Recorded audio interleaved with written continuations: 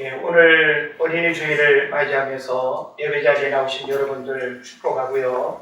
무엇보다 우리 교회 안에 어린아이들이 또 함께 예배 드리고 있는데 우리 아이들 하나하나를 우리가 축복하고 우리 아이들의 영혼이 어른과 전혀 다르지 않음을 우리가 이해하면서 어린이라고 하는 이 이름의 뜻은 어른아이라고 하는 뜻을 가지고 있습니다. 그래서 어른과 같은 어떤 존재로 세워져 있을 뿐이지 몸이 이렇게 작은 그 차이 외에는 우리가 아이들을 어른과 이렇게 다르게 이해할 필요가 없는 것입니다. 그런 면에서 우리 아이들이 오늘 마음껏 기뻐하고 또 하나님의 사랑을 느끼고 하나님 나라의 축복의 주인공으로 자라날 수 있기를 바랍니다. 우리가 만나면 늘 우리가 이렇게 언급하게 되는 부분이기도 한데 지금 우리가 살고 있는 이 시대는 저출산 초고령화 시대라고 하는 사실을 우리 모두가 절감하고 있습니다. 그래서 아이들은 점점 이렇게 줄어들고 그리고 도심은 인구가 이렇게 밀집되어 있는 것이기 때문에 그런 변화와 또 그런 문제들을 우리가 이렇게 인식하는 부분이 좀 이렇게 떨어지지만 우리가 지방으로 내려가면 아이들을 찾아보기가 어렵습니다. 제가 지난주인가 서울시대 동문대회가 있어서 행사를 이렇게 다녀오면서 그 지역에 어느 마을에 28년 만에 아이가 태어난 일을 아주 이렇게 동축하면서 면사무소에서 또 그 동네 이장이 그 태어난 아이 가정에 100만 원의 이런 또 선물을 하는 뉴스를 제가 이렇게 접했습니다. 제가 또 어버이날을 앞두고 강원도 이렇게 하루 이렇게 다녀왔는데 제가 밭에 가서 잠시 이렇게 일을 하면서 초등학교에서 시끌벅적하게 이렇게 들리는 그 소리를 주목하게 됐습니다. 그래서 일하다가 잠시 그 운동장에 가보니까 아마 운동회를 하게 되는가 봐요. 그래서 제가 그 초등학교를 다닐 때는 한 1000명이 넘는 그런 아이들로 이렇게 운동회를 하게 되면 참 이렇게 부모가 아이들 찾기도 어렵고 또 한번 섞여 놓으면 그냥 서로 이렇게 찾기가 어려운 그런 시끌벅적한 그런 운동회를 이렇게 연상을 하게 되는데 지금 우리 아이들의 상황은 너무나 달라졌습니다. 전교생이 50여 명밖에 되지 아니하고 선생님과 함께 또 학부모들이 이렇게 초대돼서 같이 운동회를 진행하는데 한 학년씩 나오는 게 아니라 5, 6학년 나오세요. 다음은 3, 4학년 무슨 게임 있습니다. 나오세요. 하면서 진행하는데 아이들이 그렇게 나와봐도 10명도 채 되지 않습니다. 그래서 어느 하나의 게임을 이렇게 진행하면 2번, 3번 이렇게 뛰어갔다 오면 그냥 다 끝나버리는 그래서 제가 그 운동회 장면을 동영상으로 이렇게 몇 군데 이렇게 찍으면서 참 여러 가지 상념에 젖어 들었습니다. 그래서 시대의 어떤 변화를 이렇게 절감하면서 어찌 보면 사람의 힘으로 어찌할 수 없는 이런 문제이지만 다시 우리가 과거의 어떤 삶으로 되돌아갈 수 없다 할지라도 지금 이런 시대의 변화 속에서 우리 아이들의 어떤 삶을 들여다보고 그리고 또 저출산의 이런 문제가 우리 사회에 미치는 영향, 더 나아가서는 우리 교회와 신앙생활에도 굉장히 중요한 영향을 미친다라고 하는 사실을 우리가 주목하면서 이 시대에 태어나서 살아가는 우리 아이들을 어떤 마음으로 우리가 바라봐야 될 것인지 그래서 사회적으로 국가적으로 그 어느 때보다 아이들을 더 주목하고 관심을 이렇게 가질 수밖에 없는 그런 시대이지만 단순히 아이들이 귀하기 때문에 바라보는 그런 측면보다는 우리가 하나님의 관점에서 또 하나님께서 이 시대 가운데 태어난 이 아이들은 어떤 시대적 안목을 가지고 그리고 무엇을 품고 살아가야 될 것인가 라고 하는 부분들을 아이들이 하나님 앞에서 잘 깨달았으면 좋을 것 같아요. 그래서 저출산이라고 하는 이런 문제 때문에 아이들이 이렇게 교만하게 자라거나 혹은 또 자신들을 너무 어떤 그냥 귀한 존재로만 이렇게 인식해서 버릇없는 아이가 된다든지 그리고 또 교만한 아이가 된다고 한다면 또 문제가 되겠죠. 그런 면에서 참 부모의 자리에 있고 어른의 자리에 있는 우리들이 아이들을 어떻게 우리가 가르치고 양육해야 될 것인가 라고 하는 부분은 우리 모두가 또 생각하고 고민해야 할 아주 중요한 문제이기도 합니다. 제가 어느 책을 읽으면서 이 표현이 참 이렇게 고민이 됐는데 어린이를 분재처럼 키우지 말라라고 하는 표현이었어요. 우리가 특히 이제 제주도 여행을 가게 되면 뭐 식물원 또 분재원 그런 곳을 가게 되죠. 아마 그런 분재를 우리가 가서 보게 되면 야, 어떻게 저런 모양이 나올 수 있을까? 그죠? 사람에 의해서 만들어진 그 분재를 우리가 보게 되면 어쩜 모양이 저럴 수 있을까라고 하는 그런 이제 분재를 하나의 작품으로 그렇게 만들긴 하지만 인위적으로 누군가에 의해서 자기가 원하는 대로 만들어지는 그 분재는 진짜 어떤 예술 작품으로 우리가 평가하기에는 분명히 문제가 있는 것입니다. 그래서 저는 우리 아이들이 분재처럼 되지 않기를 바라요. 특별히 아이들을 가르치는 부모 입장에서는 어렸을 때 부모가 이루지 못한 꿈 혹은 부모가 가지고 있는 인간적인 어떤 야망과 그런 어떤 삶의 꿈들을 아이들에게 투영해서 우리 아이가 엄마의 꿈을 이루어주는 그런 통로로 이렇게 삼아서는 안 된다라고 하는 사실이죠. 그래서 우리 아이들이 하나님께서 나를 통해서 이 땅에 태어나게 했다 할지라도 우리 아이들은 저마다의 특성이 있고 저마다의 또 재능이 있고 저마다의 부르심의 목적이 있다라고 하는 측면에서 우리는 하나님의 형상대로 지음받은 이 아이들을 귀히 여기고 하나님이 이 아이가 어떻게 자라기를 원하고 어떤 모습으로 살기를 원하는가라고 하는 것을 하나님의 관점에서 우리가 바라보고 아이들을 축복하고 기도해야 될 줄로 믿습니다. 어린이는 가정의 모배이고 교회의 자산이며 국가의 미래입니다. 우리는 이와 같은 명제에 이의를 제기할 수가 없습니다. 그래서 어린아이가 바로 우리의 어떤 미래이고 또 보배이고 또 자산이라고 하는 그런 측면에서 본다면 아이들의 삶을 잘 살피고 그리고 또 아이들의 삶을 잘 이끌어주고 그리고 아이들의 또 연약한 부분들을 잘 도와주는 그런 일들은 너무너무 귀한 일이 될 것입니다.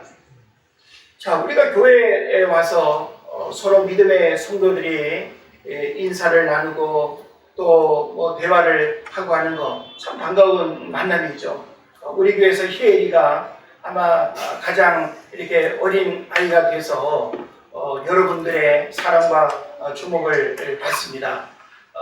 또 이렇게 새벽 시간에 이렇게 나와서 이렇게 같이 이렇게 예배하는 그런 또 모습을 볼 때 참 얼마나 사랑스럽고 또 자기가 울빼기가 아는가 봐요. 그래서 우리 희애리는 우리 모두의 또 기쁨이 되기도 하고 아이를 바라보는 이 마음에 참 작은 행복 그리고 또 아무것도 모르고 또 저렇게 웅얼거리고 또 웃음 짓고 하는 이런 모습들은 바로 우리에게 행복을 주고 있습니다.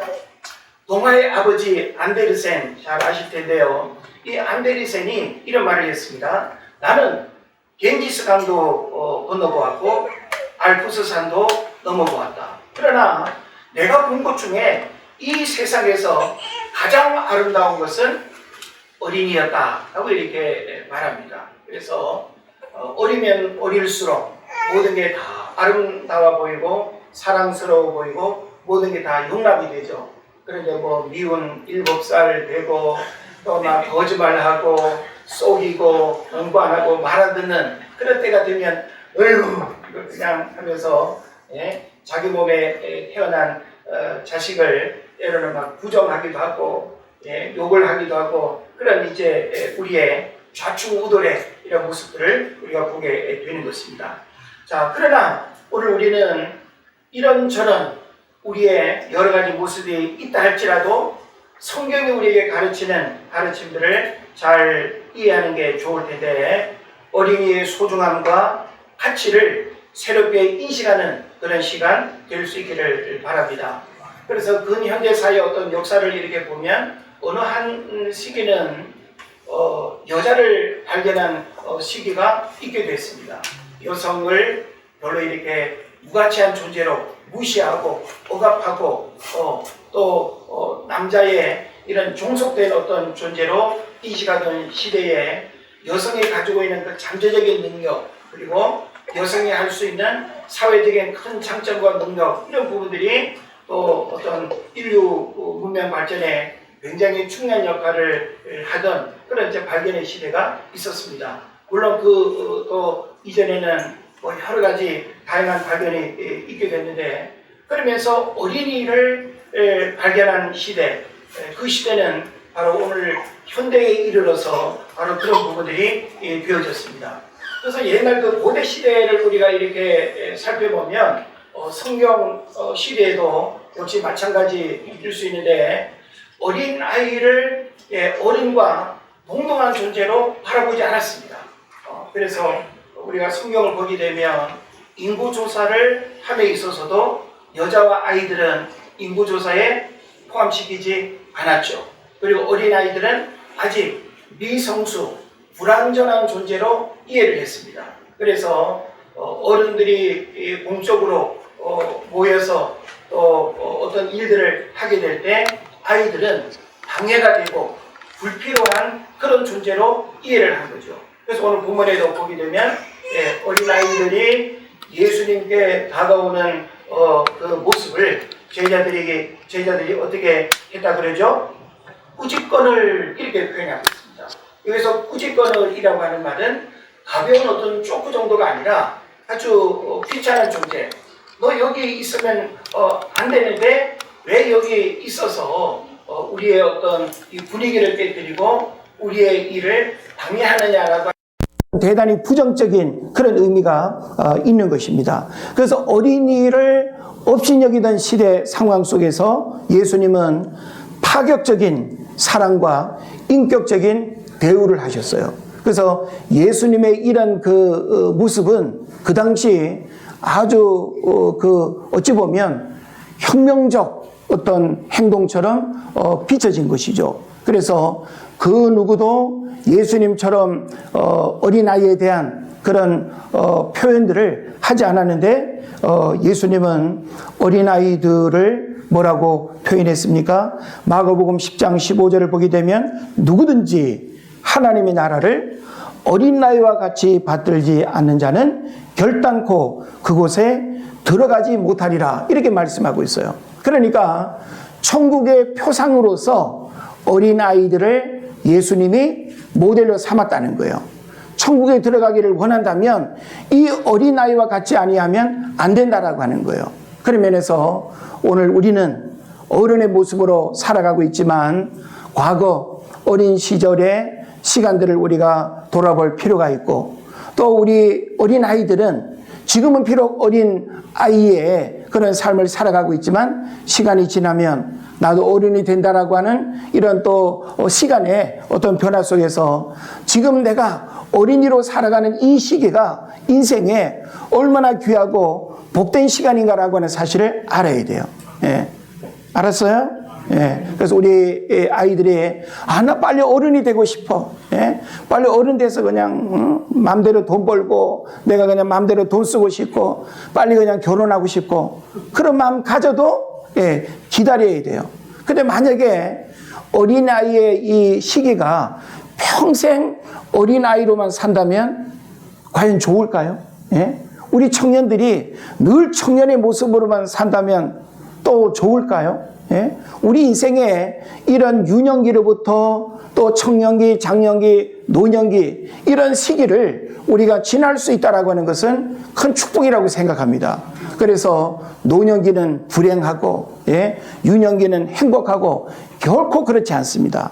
지금 여러분에게 주어진 인생의 시기를 하나님의 축복으로 생각하고 지금 내가 살아가고 있는 이 노년의 삶도 너무나 행복한 시간임을 우리가 고백하고 그리고 하나님 앞에 감사할 수 있어야 될 것입니다. 큰 나무 밑에 작은 나무는 죽지만 큰 사람 밑에 작은 사람은 훌륭하게 자라난다라고 하는 표현이 있습니다. 그래서 우리가 큰 사람으로서 그런 역할들을 우리가 할 수 있다면 우리 아이들이 큰 사람 밑에서 신앙으로 잘 양육되어지고 이 시대가 필요로 하는 글로벌 인재로 잘 성장하게 될 줄로 믿습니다. 우리 아이들이 참 이렇게 지덕체를 이렇게 갖춘 거기에 영성까지 이렇게 아름답게 이렇게 다듬어진 그런 아이들로 성장했으면 좋겠어요. 그래서 우리 아이들이 키도 잘하고 지혜도 잘하고 하나님의 은혜가 머무는 이런 삶이 가장 건강하고 이상적인 삶인 줄로 믿습니다. 그런데 오늘날 이 시대를 풍자하는 그런 표현 가운데 헬리콥터 부모라는 그런 말이 있습니다. 헬리콥터 부모는 뭘 뜻할까요? 자녀 주변에 늘 맴돌면서 간섭하고 지시하고 가르치는 이런 부모를 헬리콥터 부모라고 한다는 거예요. 아이 스스로가 이 나이가 되면 뭘 할 수 있어야 하고 이 나이가 되면 자기 스스로 판단하고 행동할 수 있도록 배려하고 기다려주고 도와줘야 되는데 헬리콥터 부모가 돼가지고 아이가 어디론가 갈 수 없는 아이 스스로가 무언가를 할 수 없는 그런 지경이 된다면 이것은 바로 아이의 문제가 아니라 부모의 문제가 된다라고 하는 사실을 우리가 깨달아야 되는 것입니다. 그래서 어거스틴은 일찍이 하나님이 없는 교육은 약삭빠른 악마를 생산할 뿐이라고 그렇게 말했습니다. 그러니까 아이들에게 있어서도 가장 중요한 게 뭔가 하면 세상 지식도 필요하고 또 의식주의 그런 안전함의 풍요를 누리면서 살아가는 것도 대단히 중요한 일이지만 아이들의 영혼이 어려서부터 하나님을 알고 하나님과의 인격적인 만남 속에서 하나님이 내 인생의 주인임을 알고 그 하나님의 인도함을 받으며 살아가는 것이 가장 복된 모습이라는 것 여러분 깨달으시기를 바랍니다. 그래서 교육을 하되 요령만 가르치고 기능만을 가르친다면 고등 사기꾼이 된다는 그런 말이 있는 것입니다. 그래서 우리 아이들 잘 가르치고 잘 양육해야 되지만 뭐가 빠지면 안 될까요? 하나님을 두려워할 수 있는 하나님을 늘 인정하고 그 하나님이 내 삶의 주인이라고 하는 사실을 고백하는 이것이 바로 아이들이 오늘 이 시대 저출산 초고령화 시대를 살아가는 이 시대에 아이들이 살아갈 수 있는 가장 지혜로운 그리고 현명한 방법이 되겠다 싶은 것입니다. 자, 우리가 성경을 보면 어린이의 중요성에 대한 언급들이 성경 곳곳에서 이렇게 강조되고 있습니다. 시편 127편 3절로 5절까지 보면 어린아이는 하나님의 축복이며 선물이라고 이야기합니다. 자, 우리 가정의 자녀들을 여러분 하나님이 내게 주신 축복이요 선물로 여러분 그렇게 고백하십니까? 예? 우리는 그렇게 고백할 수 있어야 돼요. 예? 아빠 닮아가지고 누구 닮아가지고 하면서 그 미워 보이는 어떤 모습만 우리가 이렇게 지적하고 문제 삼으면 그 아이는 늘 그냥 부모의 근심거리가 되고 너가 태어나가지고 엄마 아빠가 행복하지 않고 너 때문에 여행도 못 가고 마음대로 놀지도 못하고 이렇게 되면 곤란한 거예요. 예. 그래서 부모는 어른은 아이를 위해서 사는 존재는 아니지만 부모된 어떤 책임으로서 하나님이 우리 가정에 주신 이 자녀는 하나님의 축복이요 선물이라고 하는 사실을 여러분 잘 깨달으시기를 바랍니다. 저는 특별히 희애리를 이렇게 안고 잘 재우는 은사가 있어서 제가 이렇게 안을 때마다 거의 자는 역사들이 일어나는데 제가 이렇게 안고 축복 기도하고 안고 그 어떤 뭐라고 해야 되나요? 스킨십의 그 생명의 느낌을 이렇게 가지면서 하나님이 우리 방 집사님 가정해 주신 선물이다. 그리고 우리 모두가 이렇게 기뻐할 수 있는 그런 선물이라고 하는 사실을 이렇게 안을 때마다 그런 마음이 많이 와요. 선물 누가 주지 않으면 받을 수 없는 거예요. 줬기 때문에 받는 거죠. 그래서 하나님이 주신 이 선물을 우리가 무시하고 가볍게 여기고 내가 원하는 선물이 아닌데 하면서 나는 아들을 원했는데 딸을 줘가지고 이러면 이제 곤란한 거죠. 그래서 하나님 주신 모든 선물은 다 귀하고 그리고 우리가 하나님 앞에 감사할 수 있어야 될 줄로 믿습니다. 로마서 11장 36절에서는 하나님의 피조물이자 영원한 생명체임을 우리에게 말해주고 있습니다. 아이들도 하나님의 형상대로 지음받았다라고 하는 이 사실을 우리가 부정할 수가 없겠죠. 아이들의 영혼도 어른의 영혼의 가치와 전혀 다르지 않습니다. 그래서 우리가 전도 현장을 우리가 생각해 보면 아이들에 대한 관심들이 별로 그리 크지 않죠. 아이들이 교회 많이 들어오면 좋기는 한데 교회 아이들이 오면 뭐 간식 먹여야지 뭐 데리고 다녀야지 다 그냥 돈 쓰는 일만 있다고 지출만 있다고. 그래서 참 우리가 이기적으로 우리가 전도를 하게 되는데 어디 돈 많은 사람 안 걸리나 이것이 얼마나 잘못된 겁니까? 그래서 우리의 관심사는 영혼이 구원받는 일을 우리가 주목을 해야 되는 것이지 지금 그 사람이 사회적으로 어떤 능력이 있고 뭘 가졌느냐로 우리가 전도의 대상으로 삼으면 안 되는 것입니다. 그래서 여러분들이 어찌 보면 접촉하기 더 쉬울지 모르겠습니다만은 요즘은 아이들도 쉽지 않다고 해요. 아이들도 자기들끼리 주고받는 언어들이 있어가지고 어떤 전도 대상자가 나타나면 방어하는 기술이 있고 그리고 어떤 말에 또 대답하는 그런 또 공격적인 표현들이 있고 뭐 받으면 먹는 것만 쏙 빼고 다 쓰레기통에 버리고 그러니까 아이들을 사실 오늘날 전도 대상자로 접촉하는 것도 결코 쉬운 게 아니에요. 왜냐하면 아이들의 영혼도 누가 붙들고 있을까요? 구원받기 이전에는 마귀가 붙들고 있는 거예요. 아이들의 영혼이 구원받는 거 결코 쉽지 않습니다. 그래서 우리가 하나님을 믿는다라고 하는 이것은 우리의 인격도 아니고 우리의 능력도 아니고 우리의 IQ도 아닙니다. 전적으로 하나님이 믿어지는 은혜를 주셨기 때문에 우리가 어려서부터 믿고 오늘까지 믿고 있는 거예요. 우리 아이들이 이렇게 앞자리에 앉아서 예배 드리는 거 이거 쇼입니까?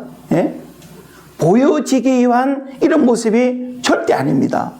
아이들이 하나님을 이렇게 예배하는 거 특별한 은혜이고 아이들의 신앙교육이 우선되고 아이들의 신앙교육이 바르게 되면 가정에서의 가정교육 여기에 다 포함됩니다.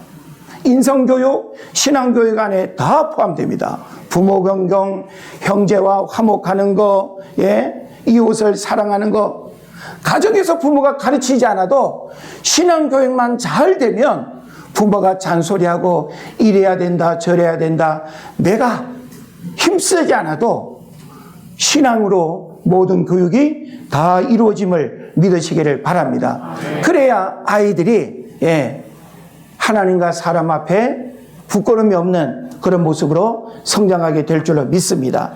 또 마가복음 10장 13절로 16절에 보면 아이들 구원의 대상이자 천국 시민의 그림자라고 말하고 있습니다. 그래서 아이들이 가지고 있는 그 순수함, 또 어떤 일들을 가감없이 받아들이고 사모하고 기다리는 마음들, 이게 바로 천국을 바라보고 기다리는 우리 어른들이 품어야 할 모습이라는 거예요. 근데 우리는 어른이 되면서 어린아이 시절에 가졌던 그 순수함의 열정과 그 순수함의 마음들을 다 잃어버렸어요. 그래서 예수님이 어린아이를 안으시고 어린아이를 사람들 앞에 보게 하면서 이 어린아이와 같이 아니하면 천국에 들어갈 수 없다고 단호하게 말씀하신 거예요. 그래서 우리가 어른이 이렇게 되어서 어린아이의 심성을 늘 가지고 살아갈 수는 없다 할지라도 어린아이로부터 배워야 할 이런 소중한 삶의 가치와 이런 심성적 부분들을 회복할 수 있기를 바랍니다. 또 마태복음 7장 24절에서는 어린이의 중요성에 대한 부분을 이야기할 때 가정과 사회와 국가의 기초가 된다라고 하는 사실을 말해주고 있습니다. 그래서 우리가 아이들을 보면 가정을 우리가 들여다볼 수 있고 사회를 우리가 평가할 수 있고 국가의 미래를 가늠할 수 있는 거예요. 옛날에는 인구 구조가 어떤 모양이었죠? 피라미드 모양이었어요. 그죠? 근데 지금은 다이아몬드 모양이 돼버렸습니다. 다이아몬드가 아니라 역삼각형 모양이 돼버렸습니다. 가장 이상적인 모양은 피라미드 모양이 돼야 하는데 역삼각형 모양이 되어져서 아이들이 점점 태어나지 않고 아이들이 점점 없다라고 하는 것은 심각한 사회 문제일 뿐만 아니라 국가의 미래를 우리가 희망적으로 바라볼 수 없는 그런 문제가 된다라고 하는 사실을 알아야 되는 것입니다.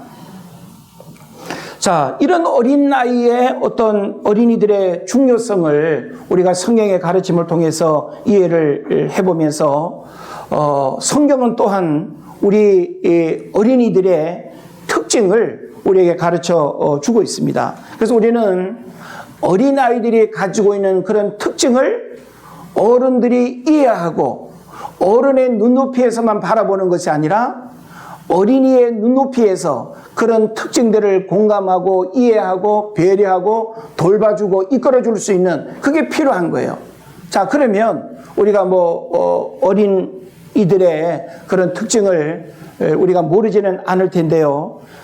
이사야서 49장 15절에 보게 되면 보호를 받아야 된다고 이야기하고 있습니다. 그러니까 아이들 스스로는 스스로의 보호, 스스로 어떤 생존의 문제를 해결할 수 있는 능력이 없죠. 그죠? 아이들 스스로가 주거 문제 해결할 수 있습니까? 의식주의 문제 아이들은 스스로가 해결할 수 없어요. 그렇기 때문에 어른들로부터 부모로부터 보호를 받아야 된다. 그래서 모든 위기 상황 속에서 아이들이 항상 먼저 우선되는 이유는 뭘까요? 가장 연약하기 때문에 보호를 받아야 하는 대상이기 때문에 우리 어린아이들은 모든 위험과 모든 재난과 모든 어떤 사건과 문제로부터 아이들은 절대적으로 보호를 받아야 됩니다. 왜냐하면 이 아이들이 미래에 잠재적인 능력을 가지고 있고 이 아이들이 우리 미래에 어떤 일들을 할지 모르기 때문에 우리는 그 아이들이 가지고 있는 미래의 그 엄청난 세계를 우리가 바라보면서 아이들을 보호해야 될 줄로 믿습니다. 그래서 성경은 아이들을 이렇게 잘 보호해야 된다는 것을 가르치고 있는 것입니다. 잠언 22장 6절에서는 가르침이 필요하다고 이야기하고 있습니다. 가르침, 교육이 되겠죠. 그래서 교육은 사실 지식을 머릿속에 넣어주는 게 아니에요.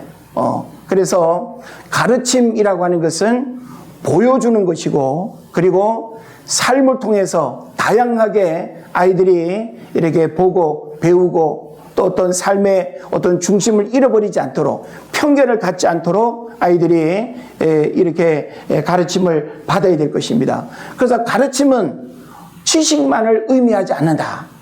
그래서 인생을 살아가면서 우리 아이들에게 필요한 세상의 많은 것들을 어려서부터 다양하게 보고 듣고 먹고 경험하고 오감을 통해서 체득되어지는 이런 가르침이 우리 아이들에게, 그래서 무엇보다 우리 아이들이 이런 신앙의 또 가르침을 통해서 하나님을 경험하고 하나님이 어떤 분인가를 어렸을 때 체험하는 것이 굉장히 중요합니다. 그래서 믿음의 위인들에 대한 이야기를 들어보면요, 어렸을 때 하나님을 경험한 아이들이 일평생 하나님을 떠나지 아니하고 하나님을 섬기면서 살아갈 가능성이 훨씬 더 높습니다. 그리고 더 긴 시간 하나님을 위해서 헌신할 수가 있는 것이죠. 그런 면에서 우리 아이들이 이렇게 어려서부터 하나님을 예배하고 어른들과 함께 예배 자리에 동참하는 것은 얼마나 큰 축복인지 모릅니다. 그래서 신앙으로 우리 아이들을 잘 가르쳐야 될 줄로 믿습니다. 그리고 어린이의 또 특징으로 마가복음 10장 15절에서는 겸손함을 우리에게 말합니다. 아이들에게 겸손함이 있을까요? 없다고 말할 수도 있겠지만 아이들의 심성 속에는 예라고 대답하는, 물론 유약하고 경험이 없고 또 내가 뭔가를 이렇게 판단하고 결정할 수 있는 힘이 없기 때문에 어른들의 어떤 가르침이나 어떤 이야기들 앞에 아이들은 겸손하게 반응할 수밖에 없는 부분들이 있죠. 그러니까 바로 아이들이 가지고 있는 그 순전함의 겸손함, 이것이 바로 어린이의 특징임을 말해주고 있습니다. 또 로마서 2장 20절, 히브리서 5장 15절에서는 미숙함에 대한 부분들을 또 언급해요. 분명히 아이들은 미숙함의 문제를 가지고 있는 거 틀림없습니다. 미숙하다는 게 뭐예요? 불완전하다는 거죠. 무엇을 이렇게 독단적으로 판단하고 결정하기에는 아직 더 많은 것을 배워야 하고 더 많은 것을 경험해야 하고 그리고 또 더 많이 기다려야 하는 그런 현실적인 문제들이 분명히 있는 것입니다. 그래서 아이들이 미숙하다고 해가지고 무시해서는 안 되겠죠. 미숙함이라고 하는 것은 그 시기에 찾아오는 거예요. 자, 그러면 노인들은 연세가 이렇게 많아지고 또 육체의 연약함이 오면 여러 가지 또 이 노년의 시기에 찾아오는 그런 병약함이 있는데 그 병약함을 무시할 수 있겠어요? 그럴 수 없습니다.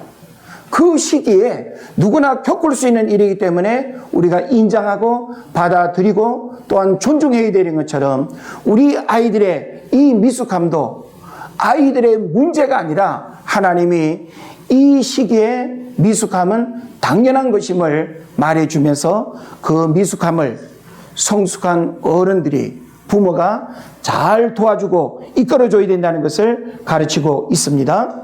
또 데살로니가전서 2장 7절에서는 의존적이다라고 하는 또 특징을 말합니다. 당연히 의존적이죠. 더 어리면 어릴수록 부모를 의존하고 의식주의 모든 문제들을 의존하고 또 자신이 하고 싶어하는 일들을 의존하고 그래서 부모의 도움을 받지 않는다면 아이들은 스스로가 살아갈 수 있는 그런 능력이 없게 되는 것입니다. 그리고 베드로전서 2장 2절에서는 순전함에 대한 부분들을 이야기하고 있어요. 어린 아이와 같이 순전함.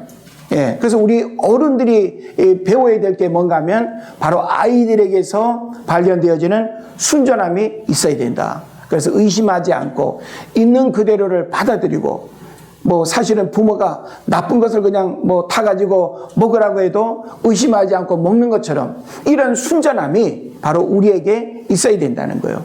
그래서 우리가 이런 순전함을 잃어버리게 되면 의심하게 되고 불신하게 되고 진리를 왜곡하고 신앙이 변질되는 이런 문제들이 생기는 것이죠. 그래서 우리가 하나님을 섬기는 믿음 생활에서 순전함이라고 하는 것은 어린아이들이 가지고 있는 그런 특징으로서 우리에게 필요한 모습임을 여러분 깨달으시기를 바랍니다. 자, 그래서 이런 내용들을 우리가 성경을 통해서 살펴보면서 오늘 저는 어린이들을 가까이 해야 하는 이유가 무엇인가라고 하는 부분을 결론적으로 정리를 하고 마치려고 합니다. 자, 오늘 우리가 성경을 보게 되면 사람들이 예수께서 안수하고 기도해 주심을 바라고 그랬어요. 그러니까 부모 입장에서는 아이들이 어른과 다른 존재라고 하는 사실을 그 시대 사람들이 가지고 있는 그런 개념을 다 가지고는 있겠죠. 근데 예수님이 어떤 분인가라고 하는 사실을 소문으로 들어 알고, 그리고 메시아로 이 땅에 오신 그 예수님이 가지고 있는 그런 능력과 축복을 아는 거예요. 그래서 부모 입장에서는 우리 자녀가 예수님의 축복을 받고, 그리고 주님께 이렇게 안수받기를 원하는 그런 마음을 가지고 이제 데리고 온 거죠. 자, 그런데 제자들이 어떻게 했다 그랬어요? 꾸짖었다, 그렇게 표현하고 있습니다. 자, 그런데 우리는 이런 어떤 상황 속에서 예수님이 꾸짖는 제자들에게 뭐라고 말씀하시는가 하면, 어린 아이들을 용납하고 내게 오는 것을 금하지 말아라. 이 얘기는 뭡니까? 어린이들을 가까이 하는 것이 결코 나쁘거나 문제가 아니라는 거예요. 어린 아이들도 얼마든지 예수님께로 와서 복음을 듣고 하나님 살아계심의 역사들을 경험하고 그 아이들의 어떤 그 눈높이에서 받아들일 수 있는 것들을 받아들이고 깨닫도록 부모가 잘 이끌어줘야 된다는 거예요. 근데 우리는 신앙생활에서 우리 아이들을 좀 이렇게 경시하는 경우들이 있지 않습니까? 나중에 크면 알게 돼. 커서 봉사해도 돼. 대학 들어가서 열심히 믿어. 그래서 그 아이들을 다 망가뜨린 거예요. 그 시기마다 아이들이 보고 듣고 경험해야 될 그 소중한 신앙의 가르침들을 부모가 가지고 있는 그 잘못된 이해와 이기심 때문에 아이들을 신앙으로 방치하고, 그래서 그 아이들이 집에서 공부를 교회 안 가는 시간만큼 공부했나요? 그러면 공부를 그만큼 더해가지고 그 아이가 돈을 남들보다 많이 번다면 그게 축복입니까?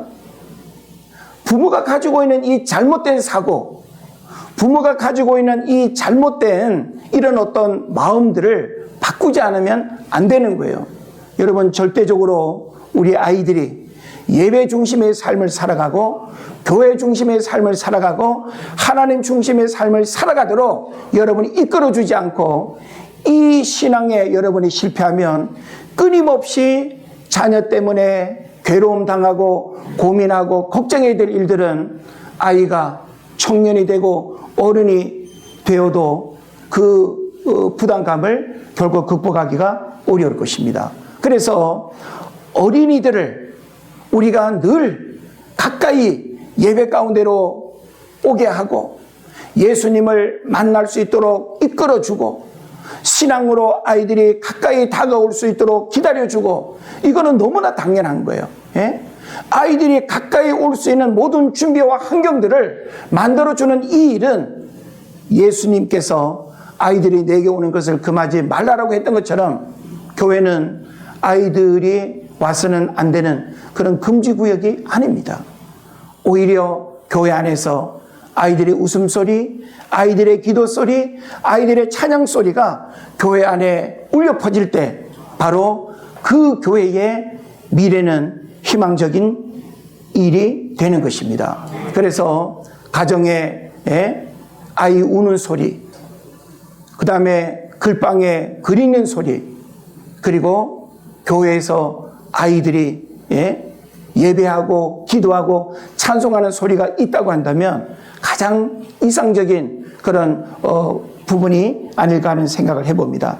자, 그런 면에서 오늘 우리는 이런 말씀의 이해를 통해서 어린이들을 가까이 해야 하는 그 이유를 몇 가지 생각을 해본다면 어린이들은 사랑의 대상이라는 거예요. 예. 우리는 아이들을 하나님의 마음으로 사랑하고 예수님의 아이들을 사랑하고 귀히 여겼던 것처럼 그런 마음으로 우리는 아이들을 가까이 해야 된다는 거예요. 그래서 아이들은 그 누구보다 세상 모든 사람들로부터 사랑받아야 할 존재임에 틀림없습니다. 우리 아이들이 누구로부터 사랑받고 그리고 그 사랑 까닭에 늘 기뻐하고 행복할 수 있도록 우리 아이들을 축복합니다. 그리고 우리가 또 아이들을 가까이 해야 하는 그 이유는 뭔가 하면 앞에서도 언급된 부분이 있습니다만은 구원의 대상이라는 거예요. 예? 아이들을 구원의 바늘에서 열애시키고 밀어내는 것이 아니라 어찌 보면 가장 먼저 구원의 자리로 이끌어야 할 대상이 어린아이입니다. 그래서 어린아이들이 바로 구원의 대상이기 때문에 우리가 가까이 하고 아이들이 그 어느 장소보다 교회로 오는 것을 즐거워하고 교회를 향해서 올 수 있도록 우리가 가까이 이렇게 다가가야 될 줄로 믿습니다. 그리고 하나님 나라의 표상이라고 하는 사실을 또 성경은 우리에게 가르쳐 주고 있습니다. 그래서 어린아이들이 가지고 있는 특징, 어린아이들의 그런 모습을 통해서 하나님 나라의 표상으로 우리에게 주는 그런 또 신앙적 교훈들을 잘 깨달아야 될 것입니다. 그리고 또 한 가지는 어린이들을 가까이 해야 하는 그 이유가 뭔가 하면 도움과 돌봄이 필요하다는 거예요. 물론 부모가 있기 때문에 1차적으로 부모가 그 아이의 모든 필요를 다 해결해 주겠습니다만은 부모가 해줄 수 없는, 부모가 다 줄 수 없는 것을 우리 교회 공동체가 줄 수 있는 줄로 믿습니다. 예, 그래서 옛날에 이런 말이 있습니다. 예, 마을에 아이가 태어나면 부모가 키우는 것이 아니라 한 마을이 키운다는 그런 말이 있어요. 예? 우리 가정의 아이들은 부모가 책임지고 부모가 교육하고 부모가 다 그 모든 것을 해결하는 게 아니에요. 교회 공동체가 아이들의 영혼을 책임지고 아이들의 미래를 고민하고 아이들의 현실적인 문제들을 우리 교회 공동체가 함께 가장 최선의 것으로 우리가 이끌어주는 그런 역할들을 해야 될 줄로 믿습니다. 그래서 도움과 돌봄이 필요하다라고 하는 측면에서 만약에 부모가 없거나 또 부모가 어려움을 또 겪는 그런 또 가정의 아이들이라고 한다면 교회 공동체는 더 특별한 관심을 가지고 아이들을 찾아가고 돌보고 그렇게 해야 될 것입니다. 그래서 신앙으로 상처받은 아이들이 치유되고 신앙으로 버려진 아이들, 외로움을 느끼는 아이들, 나는 쓸모없는 존재인가 봐. 어려서부터 그런 상처를 가진 아이들이 교회를 통해서 하나님을 만나고 그리고 하나님의 품 안에서 아이들이 전혀 상처 없이 인생을 멋지게 살아갈 수 있도록 이끌어줘야 될 줄로 믿습니다. 그래서 옛날에 우리나라에서 이렇게 해외 입양된 아이들이 얼마나 많았습니까? 다 이렇게 버림받은 아이들 아닙니까? 근데 양부모의 극진한 사랑과 또 도움을 받아서 공부하고, 예? 그리고 우리나라에서 만약에 컸다면 그렇게 공부하고 그런 사람이 될 수 없는데 훌륭하게 된 사람들도 굉장히 많은 거예요. 그래서 어떤 도움과 돌봄이라고 하는 것은 우리에게 굉장히 중요한 것이죠. 그래서 저와 여러분이 우리 교회 안에 어린이들 또 우리 주변에 또 만나게 될 수많은 어린이들을 하나님의 마음으로 이렇게 우리가 돌보고 가까이 해야 된다라고 하는 사실을 여러분 깨달으시고 더욱 우리가 아이들을 가까이 하고 아이들을 축복하고 아이들을 위해서 기도하는 여러분 되시기를 주의 이름으로 축원을 드립니다. 아멘. 우리 시간 조용히 기도할 수 있기를 원합니다. 하나님께서 우리 가정에 아이들을 선물로 주셨고 축복의 또 은혜로 주셨는데 우리가 아이들을 어떤 마음으로 바라보고 돌보고 있는지 우리가 점검했으면 좋겠고 우리 아이들을 주의 이름으로 축복하고 또 행복하고 건강하기를 우리가 바라면서 우리 조용히 기도하겠습니다.